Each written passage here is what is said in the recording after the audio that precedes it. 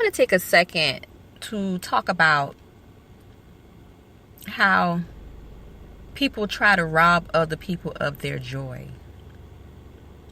I think at some point in time, we all have come across this. They usually are the type of individuals who are very unhappy with themselves, who are experiencing some type of misery that they can't release themselves from, or who just have a very negative outlook on life. One thing about that type of energy is very draining and is very contagious. If you're surrounding yourself around people who are displaying those type of behaviors, it's only a matter of time before that negative energy rubs off on you. And soon you'll be displaying those type of behaviors as well. Now, when people come to rob you of your joy, they don't announce it. They don't pull a gun out on you and say, this is a stick up. I'm going to take all of your joy. Put all your joy in the bag. Nobody gets hurt. They don't say that. Usually they come to you in the form of a friend or a family member. Usually you have some type of connection or familiarity with them, whether it's a work relationship, an intimate relationship, a familial relationship, a friendship. You see, that saying, misery loves company, is not just a saying, because let me tell you about a miserable person. A miserable person is living in bondage. Do you hear me? Misery isn't just one of those things that you just kind of slip and fall into. No. Misery starts out with the seed of something negative. And it germinated, and it caught roots, and it grew, and it grew, and it grew, and now it needs to branch out. Somebody who's miserable has to take a conscious and active step to not be miserable, because there's bondage. There's a lot of things they have to unlock. And if you've been miserable for a long time, that's a lot of bondage and weight and extra bags, and that's a lot of shit to get up off you.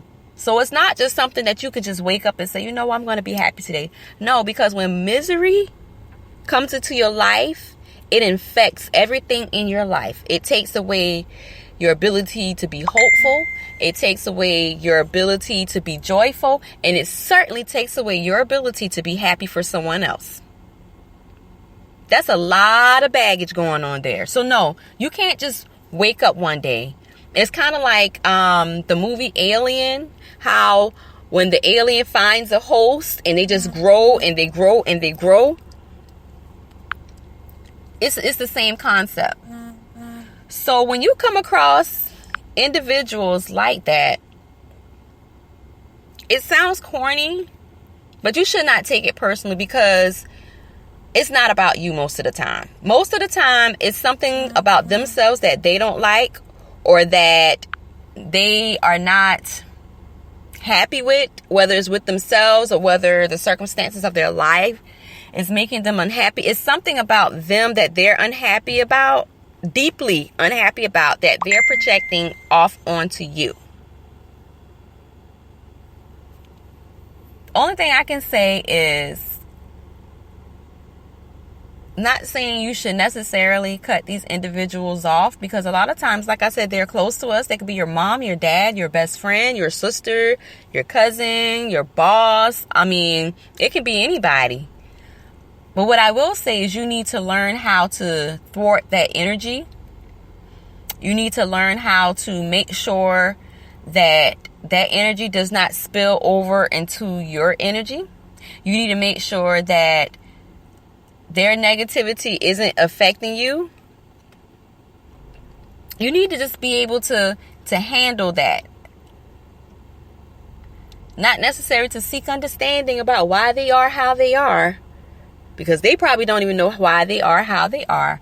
But you definitely want to steer away from people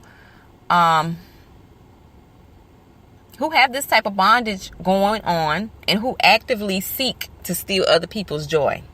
Don't let anybody have your joy. It's yours. And nobody can take it away from you unless you let them. So I hope you all have a happy Friday. I hope these words have resonated with someone, have helped someone. And I'll be back soon.